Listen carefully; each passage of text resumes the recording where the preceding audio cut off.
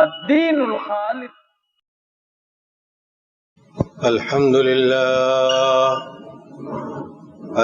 لله نحمده ونستعينه ونستغفره ونؤمن به ونتوكل عليه ونعوذ بالله من شرور أنفسنا ومن سيئات أعمالنا من يهده الله فلا مضل له ومن يضلل فلا هادي له وأشهد أن لا إله إلا الله وحده لا شريك له وأشهد أن محمدا عبده ورسوله. أما بعد فإن خير الحديث كتاب الله وخير الهدي هدي محمد صلى الله عليه وسلم وشر الأمور محدثاتها وكل محدثة بدعة وكل بدعة ضلالة وكل ضلالة في النار. فأعوذ بالله السميع العليم من الشيطان الرجيم. بسم الله الرحمن الرحيم. ونزلنا من السماء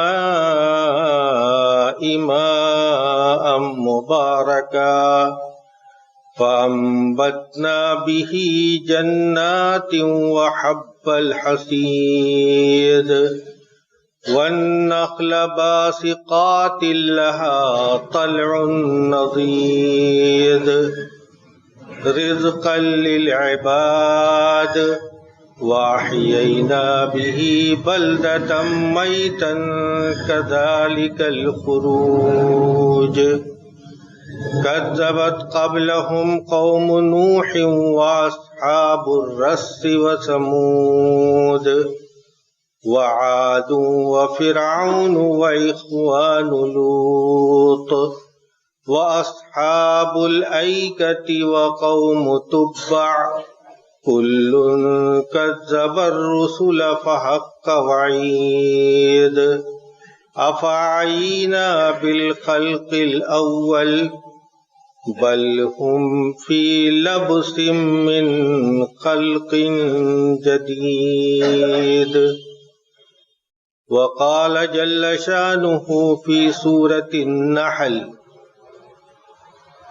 الذين تتوفاهم الملائكة طيبين يقولون سلام عليكم ادخلوا الجنة بما كنتم تعملون.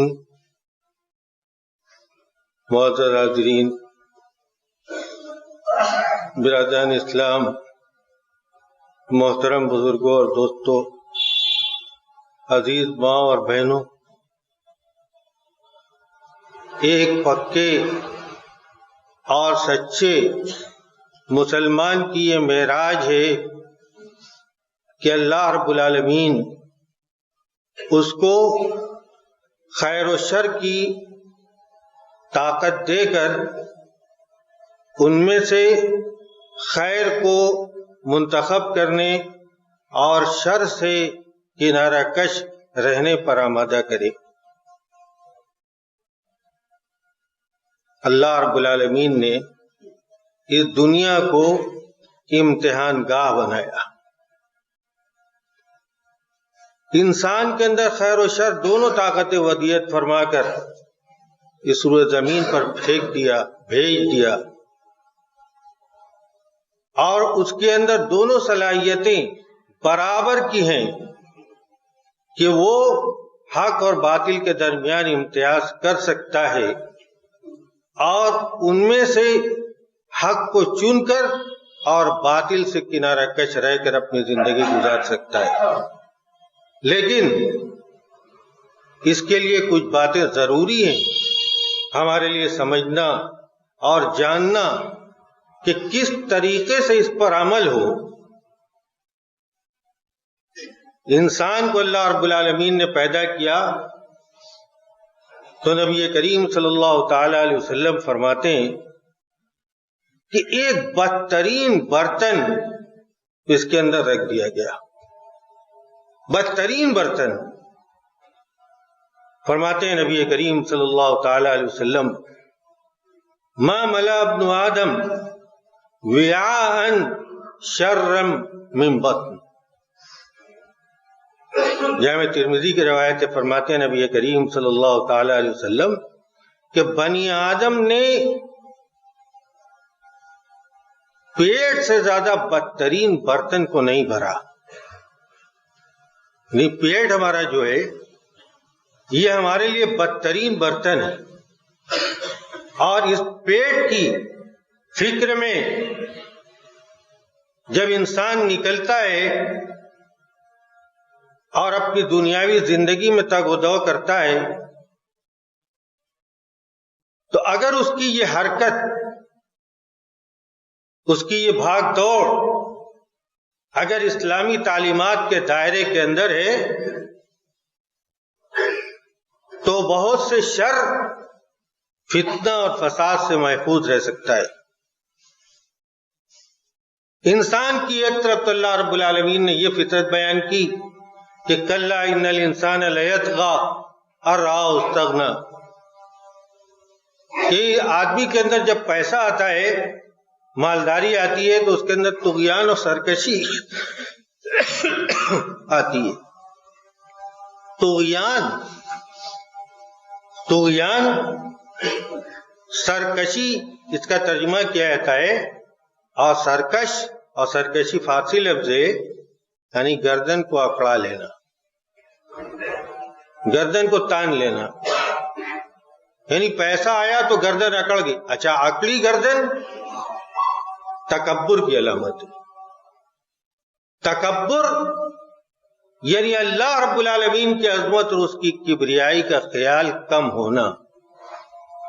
بغیر اس کے تکبر نہیں پیدا ہو سکتا. انسان کی یہ فطرت بیان کی گئی. نبی کریم صلی اللہ تعالی علیہ وسلم فرماتے کہ لو کان لابن آدم وادیا من مال لابتغى ثانیا ولا يملأ جوف ابن آدم الا التراب. ایک وادی مال اگر ابن آدم کے پاس ہو جائے، ایک وادی دیکھیے آپ نے، دو پہاڑوں کے بیچ میں جو نیچی جگہ ہوتی ہے چھوٹی نہیں ہوتی. ایک وادی مال بھی اگر ابن آدم کو مل جائے تو سوچے گا ایک وادی اور بنی آدم کا پیٹ مٹی ہی بھر پاتی، یعنی جب تک وہ زندہ رہتا ہے اور مٹی میں نہیں چلا جاتا تب تک اس کی یہ حرص، اس کی یہ خواہش، اس کی یہ تمنا اور آرزو برقرار رہتی ہے. حالانکہ نبی کریم صلی اللہ تعالی علیہ وسلم ایک بار سورہ الہاکم التکاثر کی تلاوت کر رہے تھے تو ایک صحابی داخل ہوئے. آپ پڑھ رہے تھے الہاکم التکاثر حتی زرتم المقابر، تمہیں مال و زر کی کثرت نے غافل کر دیا یہاں تک کہ تم قبر میں جا پہنچے. تو رک کر کے نبی کریم صلی اللہ تعالی علیہ وسلم فرماتے ہیں حقیقت بھی یہی ہے. ہم اس دنیا میں آئے، اس دنیا میں اللہ رب العالمین نے جتنا ہمارے مقدر میں پیسہ اور مال لکھا تھا وہ ہم کو مل کر رہے گا. دنیا کا کوئی آدمی اس کو روک نہیں سکتا. قناعت پسندی وہ نعمت ہے کہ اگر انسان کو حاصل ہو گئی تو وہ ایک نہ ایک دن ضرور خوشحال ہوگا. کم ملے تو اس پر بھی اتنا ہی شکر اللہ رب العالمین کا ادا ہونا چاہیے جتنا زیادہ ملنے پر شکر ادا ہونا چاہیے. اسی لیے نبی کریم صلی اللہ تعالی علیہ وسلم نے فرمایا کہ تعارف اللہ فی الرخاء یعرفکم فی الشدہ، اللہ رب العالمین کو خوشحالی میں یاد کرو، پہچانو، تو وہ تنگی کی حالت میں تمہیں یاد کرے گا، پہچانے گا۔ اور یہ حقیقت ہے، انسان کو بنایا گیا تاکہ وہ اپنے وجود کے خول میں رہ کر پوری سوچ سمجھ کے ساتھ اللہ رب العالمین کو یاد کرتے ہوئے، اللہ رب العالمین سے لو لگاتے ہوئے، اللہ رب العالمین کے اوپر بھروسہ کرتے ہوئے اپنی زندگی گزاری۔ جس دن ہم نے دوسروں کے معاملات میں دلچسپی لینا شروع کیا اور دخل دینا شروع کیا، اس دن ہم اپنی ذات سے غافل ہو گئے۔ اللہ رب العالمین فرماتے ہیں کہ وَلَا تَكُونُوا كَالَّذِينَ نَسُوا اللَّهَ فَأَنسَاهُمْ أَنفُسَهُمْ، ان لوگوں کی طرح مت ہو جاؤ جنہوں نے اللہ کو بھلا دیا تو اللہ رب العالمین نے ان کے اپنے آپ کو بھلوا دیا۔ اب اس بات کی فکر کہاں ہے کہ یہ دنیا فانی ہے، یہ دنیا محدود ہے، یہ زندگی چند روزہ ہے، اور ایک دن اس مالک حقیقی کی بارگاہ میں حاضر ہونا ہے جہاں ایک ذرہ تک کا حساب دینا پڑے گا۔ اب اس کو یاد کہاں کون کرے گا؟ تو اللہ رب العالمین نے فرمایا کہ افرأیت من اتخذ الہہ ہوا، بتلاؤ اس شخص کے بارے میں جس نے اپنی خواہشات کو اپنا معبود بنا لیا۔ لیجئے، اللہ رب العالمین کو اپنا معبود حقیقی سمجھنا چاہیے تھا، تو اپنی خواہشات نفس کو اپنا معبود سمجھ لیا۔ نبی کریم صلی اللہ تعالی علیہ وسلم کہتے تھے کہ اللہم لا عیش الا عیش الآخرہ، باراللہ زندگی اصل ہے تو آخرت کی زندگی ہے۔ اور یہ بھی فرمایا آپ نے دوسری حدیث میں کہ ان الدنیا خلوۃ خضرہ، دنیا بڑی شیریں اور شاداب ہے، مقناطیسی کشش رکھتی ہے، لیلائے بے وفا ہے۔ وَإِنَّ اللَّهَ مُسْتَخْلِفُكُمْ فِيهَا لِيَنْظُرَ كَيْفَ تَعْمَلُونَ، اللہ نے جو تمہیں جانشین بنایا اس دنیا میں تمہیں تسلط دیا، قبضہ دیا، اثر دیا، تو اس لیے دیا تاکہ وہ دیکھے کہ تم کیا کرتے ہو، کتنا تم نے دنیا کو اپنایا اور گلے لگایا۔ فاتقوا الدنیا واتقوا النساء، دنیا کے فریب سے بچو، دنیا کی آلودگی سے بچو، دنیا کے فتنوں و فساد سے بچو۔ ہم ہر نماز میں آخری تشہد میں یہ دعا مانگتے ہیں اللہ رب العالمین سے، وَنَعُوذُ بِكَ مِن فِتْنَةِ الْمَحْيَا وَالْمَمَاتِ، کہ زندگی اور موت کے فتنے سے ہم پناہ مانگتے ہیں، زندگی کا فتنہ۔ اسی لیے آپ نے ایک دعا جو بیان فرمائی اللہم اصلح لی دینی، اس میں فرمایا کہ وَاجْعَلِ الْحَيَاةَ زِيَادَةً لِّي فِي كُلِّ خَيْرٍ، زندگی کو خیر میں اضافہ کا ذریعہ بنا دے۔ وَاجْعَلِ الْمَوْتَ رَاحَةً مِّن كُلِّ شَرٍ، اور موت کو شر سے بچاؤ کا ذریعہ بنا دی۔ کہاں ہے اسلام؟ یہ نہیں کہتا کہ ہم پیسے نہ کمائیں، یا اسلام اس چیز کو ناپسند نہیں کرتا کہ کسی کے پاس بہت زیادہ مال و دولت ہو جائے۔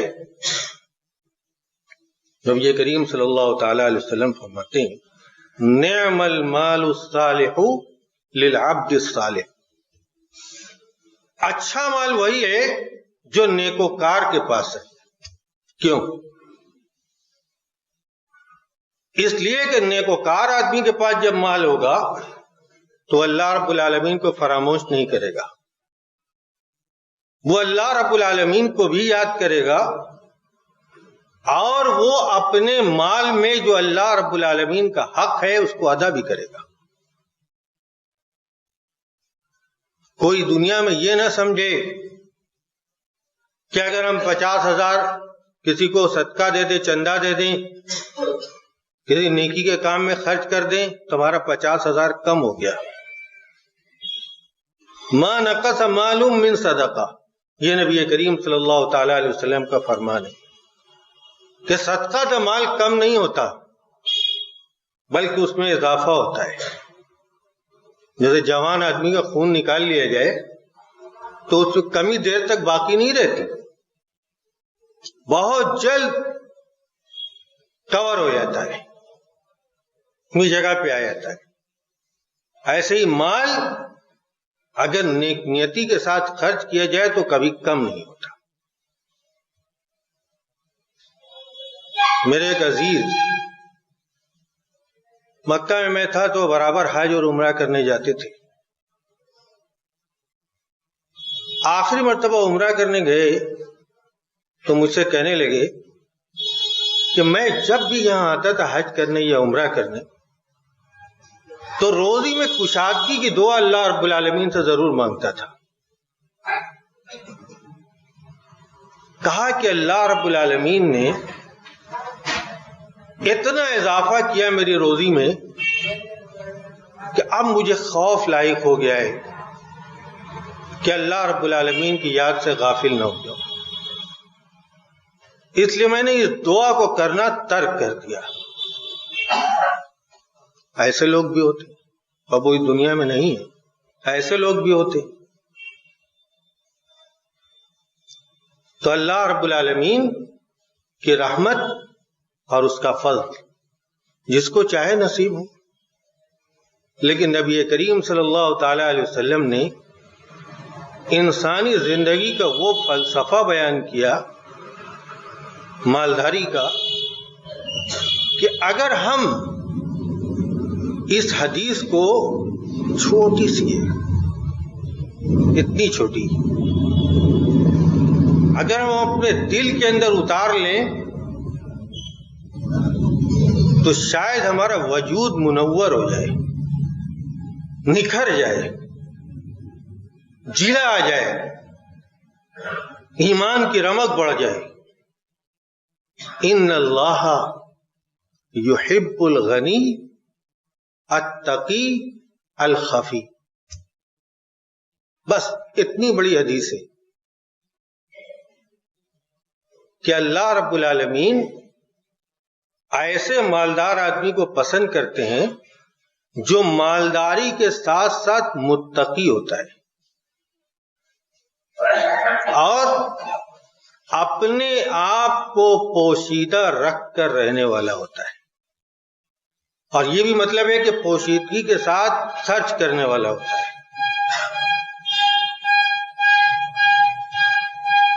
اسلامی زندگی کی ایک خصوصیت یہ بھی ہے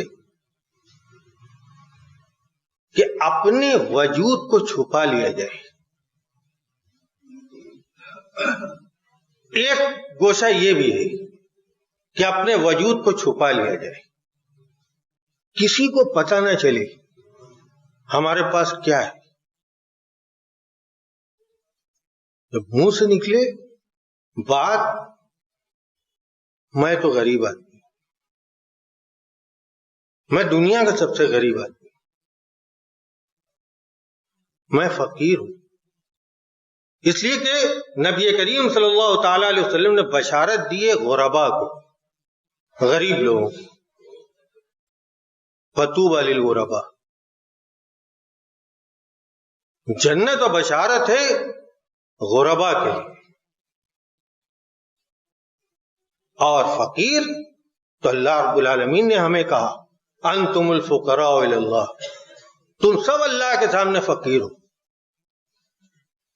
واللہ هو الغنی، اللہ ہی صرف غنی ہے، تو ہم غنی کیسے ہو سکتے ہیں؟ ہم پیسے والے ہو سکتے ہیں، لیکن پیسے والا ہونے کا مطلب یہ نہیں ہے کہ آدمی اپنے سینے پر اور اپنی پیشانی پر پوسٹر لگا کر گھومے. کیا ہے کوئی جو میرا مقابلہ کر سکے؟ یہ تو مسلمان کا کام نہیں ہو سکتا، یہ تو کافر کا بھی کام نہیں ہو سکتا، جو کافر سے بھی گرا ہوا ہو اس کا بھی یہ کام نہیں ہو سکتا. یہ تو بہت بڑی رذالت ہے.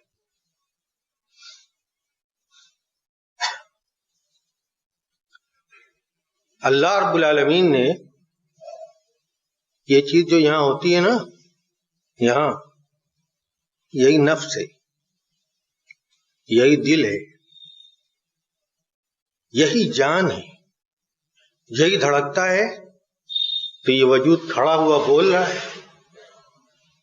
ابھی یہ دھڑکنا بند ہو جائے، نفس سو جائے گا، جان نکل جائے گی اور یہ وجود دھڑام سے زمین پر گر جائے گا. اللہ رب العالمین نے اس کی قسم کھائی، اور مفسرین، محدثین اور فقہاء سب اس بات پر متفق ہیں کہ اللہ رب العالمین نے قرآن میں جس چیز کی قسم کھائی ہے وہ چیز بہت اہم ہے. وَنَفْسٍ وَمَا سَوَّاهَا، قسم نفس کی اس کو درست بنانے کی.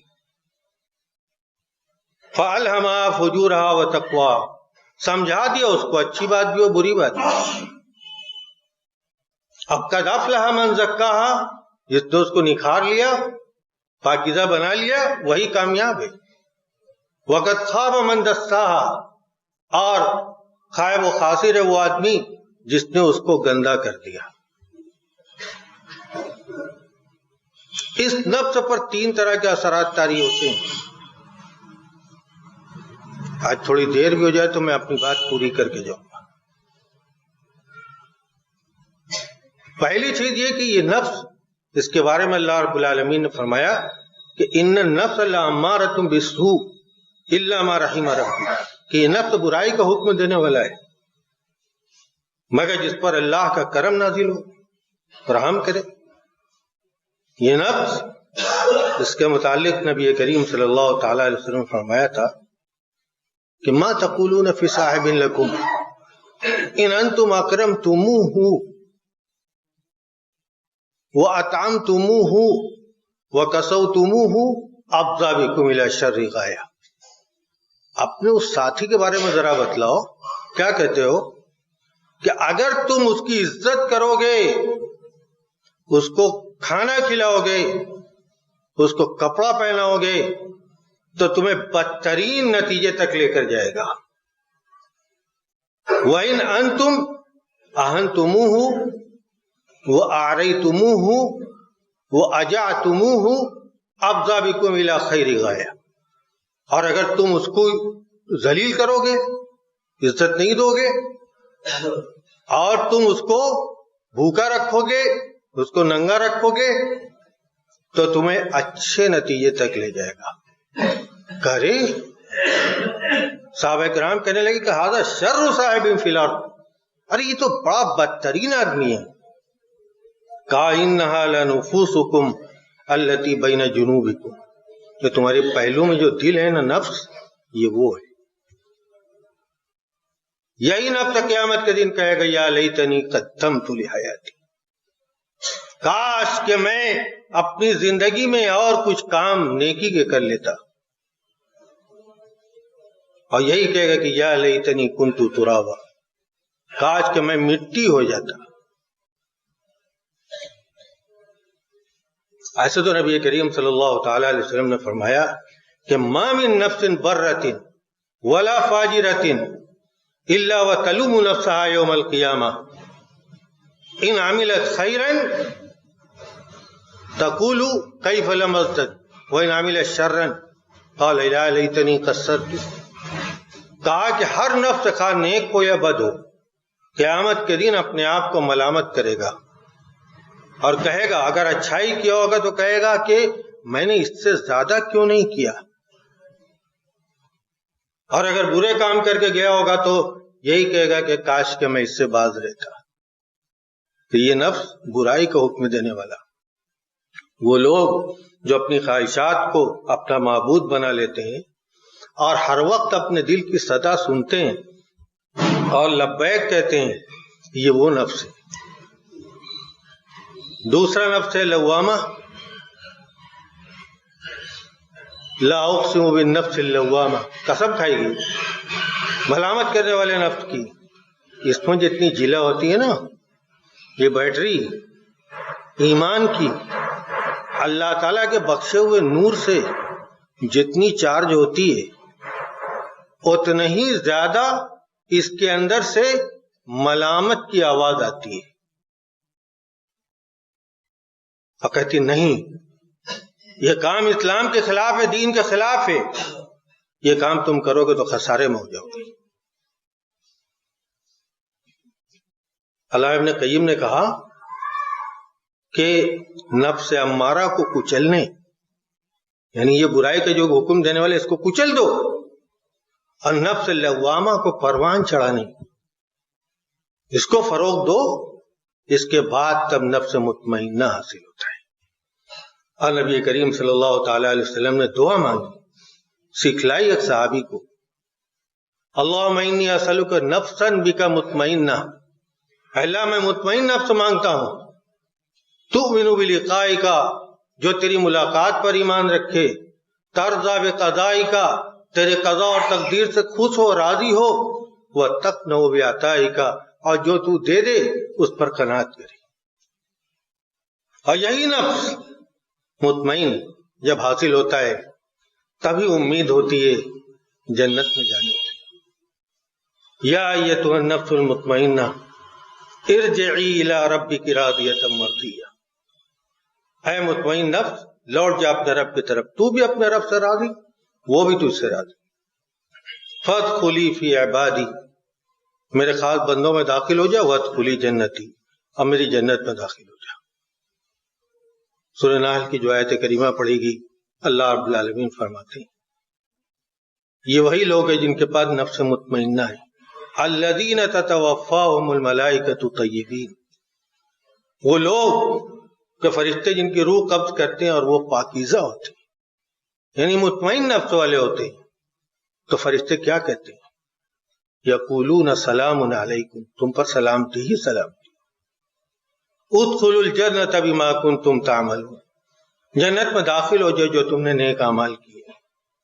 اللہ رب العالمین سے دعا ہے کہ بار الہ تو ہمیں مطمئن نفس والا بنا دے، بار الہ تو ہمیں اپنے نفس امارہ کو کچلنے کی توفیق عطا فرما، بار الہ تو ہمیں اپنے نفس لوامہ کو پروان چڑھانے کی توفیق عطا فرما، بار الہ تو ہمیں پکا اور سچا مسلمان اور آخرت کی فکر کرنے والا بنا دے. بار الہ تو ہمیں جتنی زندگی دے، دینداری کی زندگی دے، صحت کی زندگی دے، امن و امان کی زندگی دے، سکون و اطمینان کی زندگی دے، عزت و وقار کی زندگی دے. اور جب اس دنیا سے اٹھا تو لا الہ الا اللہ محمد رسول اللہ کے ساتھ ہمارا خاتمہ بالخیر فرما. اقول قولی ھذا واستغفر اللہ لی ولکم ولسائر المسلمین من کل ذنب فاستغفروہ انہ هو الغفور.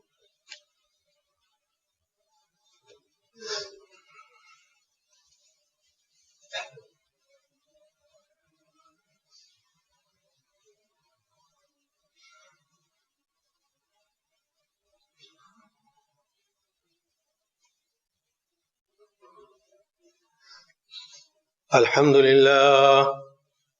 لله نحمده ونستعينه ونستغفره ونؤمن به ونتوكل عليه ونعوذ بالله من شرور أنفسنا ومن سيئات أعمالنا من يهدي الله فلا مضل له ومن يضلل فلا هادي له وأشهد أن لا إله إلا الله وحده لا شريك له وأشهد أن محمدا عبده ورسوله. أما بعد فأعوذ بالله السميع العليم من الشيطان الرجيم. بسم الله الرحمن الرحيم.